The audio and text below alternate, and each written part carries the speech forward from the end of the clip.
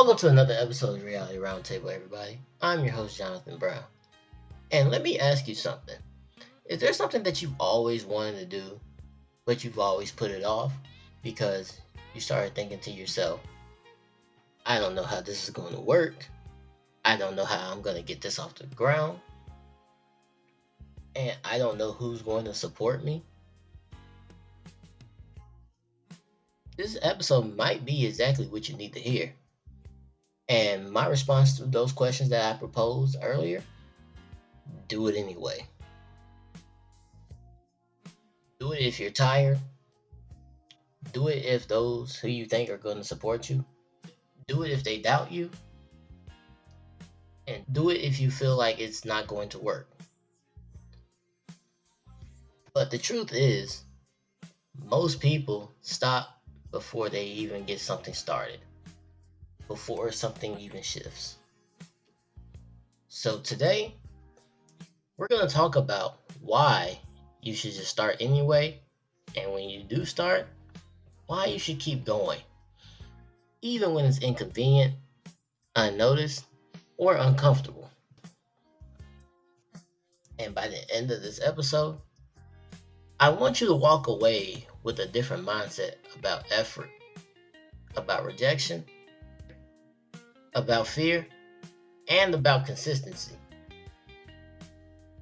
So wherever you are right now, whether you're driving, whether you're working out, cleaning, or sitting in your room thinking about life, I want you to lock in and let's have this talk. Here's the lie that most people believe. If it's hard, it must not be for me. And if nobody notices, it must not matter. If I don't feel motivated, I shouldn't do it. That's the trap. We've all been conditioned to believe that effort should feel good, that progress should feel obvious, and that success should feel instant. But growth is usually happening in your most quiet moments. And growth is boring, and growth is also repetitive. And sometimes, growth feels like failure. Think about if you're trying to go to the gym. Think about that first week. You're going to feel sore. Now think about that second week. You're going to feel tired. And that third week, you're going to start questioning if what you're doing is actually working.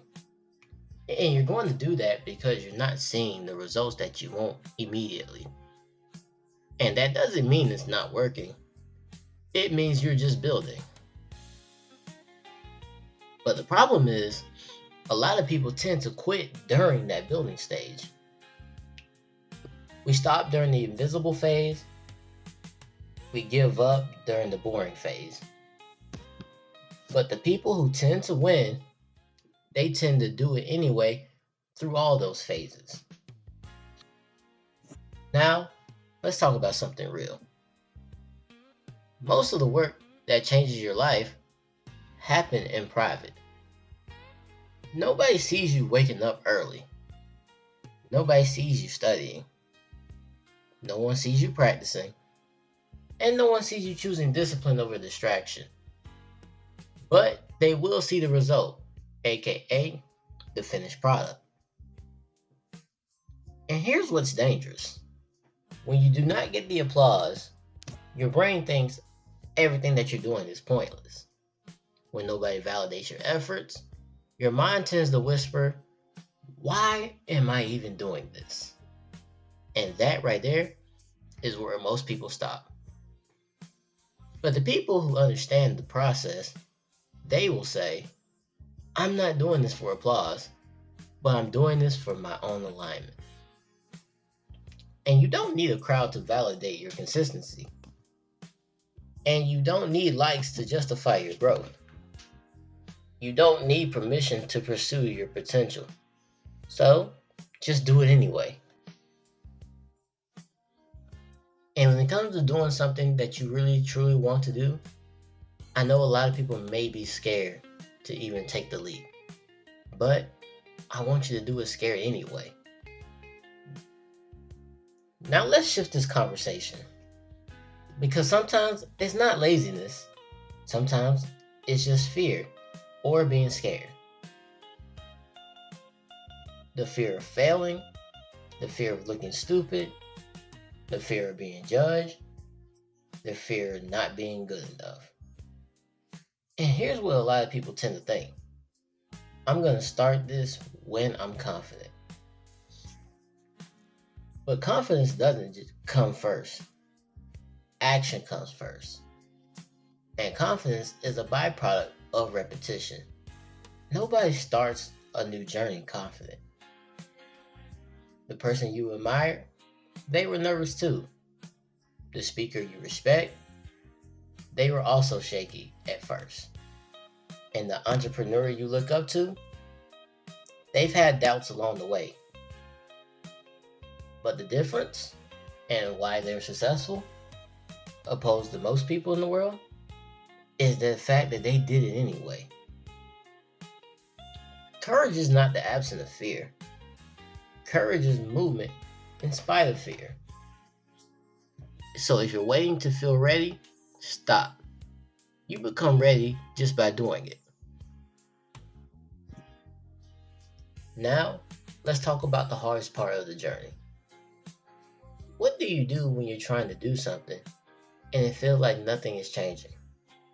You're being consistent, but yet there's still no breakthrough. When you're disciplined, but results are slow. This is the valley, and most people quit in the valley because valleys feel like dead ends.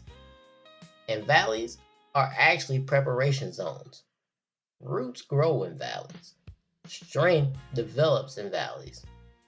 And character forms in valleys. The problem is we want mountaintop results with valley level patience. But life just doesn't work that way. The people who rise, they stay planted long enough. They adjust, they learn, they refine, but they do not retreat. They do it anyway. Now, let's get practical. Motivation is unreliable. You don't always feel inspired. You don't always feel driven. And you don't always feel positive. And you know what? That's honestly normal. But the mistake is thinking that you need emotion to move. And you don't. But you do need discipline. Discipline says, I don't feel like doing this, but I'm going to do it anyway. I'm tired, but I'm going to show up for myself. I'm discouraged, but I'm going to stay consistent. And that's the power that you need to keep going. Because when your actions are no longer controlled by your emotions, that's when you become unstoppable. Emotion fluctuates. Discipline builds. Emotion reacts. Discipline decides. So do it anyway. And here's something that a lot of people underestimate. Small efforts in the things that you do compound. One workout isn't going to change your body, but 200 workouts will. One page won't write a book, but 300 will. And one podcast episode doesn't build an audience, but consistency does. And I guess I could take that one for myself. You don't see compounding in the beginning, and that's why a lot of people tend to quit along the journey. When something is compounding, you have to be patient. But it does stack quietly. And one day, what felt small becomes significant. But only if you don't stop. Only if you kept going. only if you did it anyway. Now let's talk about something that doesn't get discussed enough: doing it anyway. And that means often doing it alone. Think about it like this, and we'll go back to the earlier example from the episode. You ever wanted to start and get in the gym just to get in shape, and you're always asking for a workout partner? Now, here's the thing with that though. Yeah, you may get a workout partner in the beginning, but there may be days that they choose not to show up to the gym. Does that mean that you're not going to show up? The answer to that question should be no, because at the end of the day, you can't count on nobody for your own progress. You have to be willing to put it in and do it by yourself, even when things are uncomfortable. And there will be seasons when your vision just doesn't make sense to people around you. Your friends may not understand why you're waking up early and why you're saying no more often and why you're spending time building something that just hasn't paid off yet. And that can feel isolating because as humans, we crave agreement, we crave validation, and we crave assurance. But growth sometimes requires separation. Not because you're better than anybody, and not because you're superior to anyone, but because you're focused. Not everyone is meant to understand your current season. Actually, you're the only one who really needs to understand your current season because it's honestly your life to live. Some people only understand results. So when they don't clap now, do it anyway. When they question you, do it anyway. When they doubt your direction, do it anyway. Because clarity doesn't require consensus. Now, let's talk about something that may happen along this journey: rejection. Rejection hurts. Whether it's a job you didn't get, a relationship that didn't work, or an opportunity that passed you by. Rejection feels personal. But rejection is often protection, or preparation, or redirection. The problem is when we get rejected, we tend to internalize it. We say, I'm not good enough, I'm not ready, or I'm not capable. But what if rejection is just simply feedback? What if rejection is simply refinement? Every no sharpens you, if you let it. And every closed door strengthens your resolve if you don't retreat. Most people stop trying after rejection. And that's why they never get the yes that they wanted. The people who succeed, they get rejected a bunch of times. And yeah, they do feel it. And they process it. And they still tend to do it anyway. And at some point, you have to stop trying to be motivated and start to become disciplined. That's where identity shift takes place. Because instead of saying, I'm trying to work out, say, I'm someone who trains. And instead of saying, I'm trying to build something, say, I am building something. And instead of saying, I'm trying to stay consistent, tell yourself, I am consistent. Identity drives behaviors. When you decide who you are, your actions start aligning with that. And that's the reason do it anyway matters. It's because every time you act in alignment with the person you want to become, you cast a vote for that identity. Every workout you do is a vote. Every study session is a vote. Every uncomfortable conversation you have, that's a vote. And every time you resist quitting, you reinforce who you're becoming. And that is also a vote. So, as I've said over and over in this episode, do it anyway. Because you're not just building results, you're building your identity, one that you want, and one that you can look at yourself in the mirror and say, I'm proud of having. Now let's talk about a part in doing it anyway that a lot of people are not excited about. And that's the boring middle part. This is the phase where the excitement is gone. The beginning rush that you had when you first started it, it's over. The breakthrough moment is just not here yet. You're just in it. This is where a lot of dreams tend to die. Not in failure, but in boredom. People don't quit because it's impossible. They quit because it's repetitive. But mastery lives in repetition. Excellence lives in repetition. And results live in repetition. The boring middle tends to test whether you're serious about what you're trying to do or not. Were you committed to the outcome, or were you just addicted to the excitement? If you only show up when something feels new, you'll never reach death. And death requires staying. Staying requires discipline. And discipline requires you doing it anyway. And this is something I feel like a lot of people should practice a lot more. And that's delayed gratification. Most people are addicted to immediacy. Immediate entertainment, immediate pleasure, and immediate validation. But growth operates on delay. You plant today, you water tomorrow, you harvest later.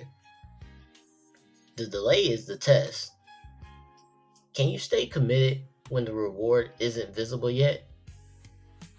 Can you stay disciplined when there's no applause yet?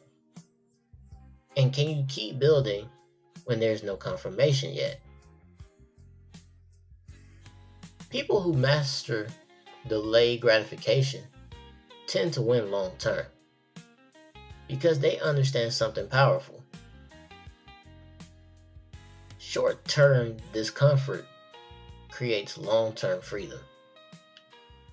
Short-term discipline creates long-term options. And short-term sacrifice creates long-term leverage. But only if you do it anyway. So let's talk about your inner voice. You know the one that says, skip today. You've done enough. This isn't worth it. And nobody cares. Now that voice may sound logical. And it may sound protective. And also it may sound convincing. But it's comfort disguised as reason. The question is, who's louder? Your comfort or your commitment? Because which voice you choose to be louder, that's the voice that wins. And the voice you feed is the one that grows. If you feed excuses, your excuses will grow.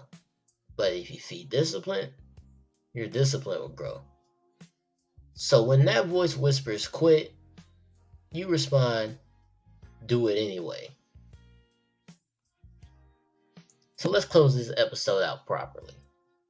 I want you to zoom all the way out 10 years from now.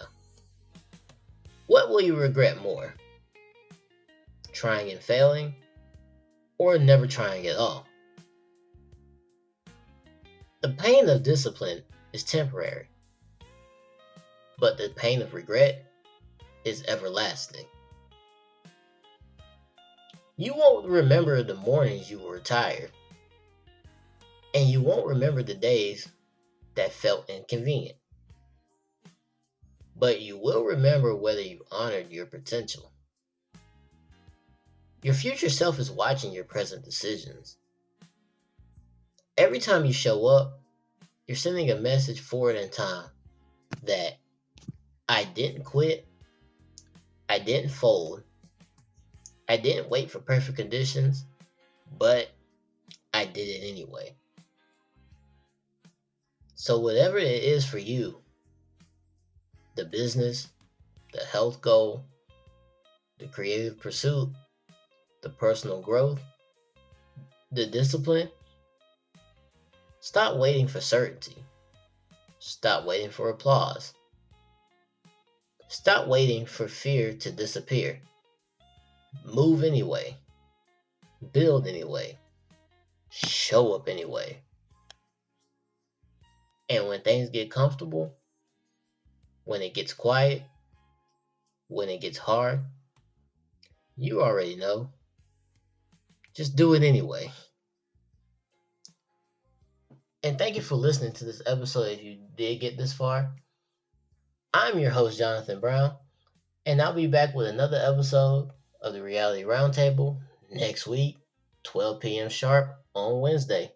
Thank you and have a great day.